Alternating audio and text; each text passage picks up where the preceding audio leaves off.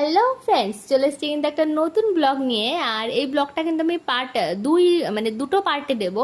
আর এখানে এই যে মেয়ে তো অনেকক্ষণ উঠেছিল, ও খেয়ে দিয়ে শুয়ে পড়েছিল, আর আমি উঠেই কিন্তু একটু দুধ গরম করে নিলাম আর একটু মুসলি খেয়ে নেবো। আর এই টাটার মুসলিটা না একদম ভালো না, কারণ এতে কোনো রকম ড্রাই ফ্রুট থাকে না, কিচ্ছু থাকে না।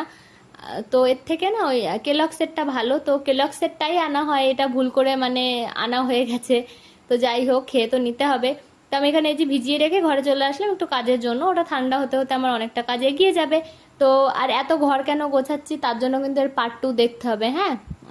তো পার্ট টুতেই মজাটা বেশি, কিন্তু এইটুকু তোমাদের সাথে শেয়ার করলাম। আর এখানে দেখো, ঘর গুছাতে গোছাতে যখন আমার আর ভালো লাগছিল না, তখন আমি একটু গুড্ডুর পিছনে লাগছিলাম। আর ও তো ভীষণ রেগে গেছে আমার পরে, দেখো রেগে গিয়ে কতগুলো পশম খেয়ে নিয়েছে ও নিজের।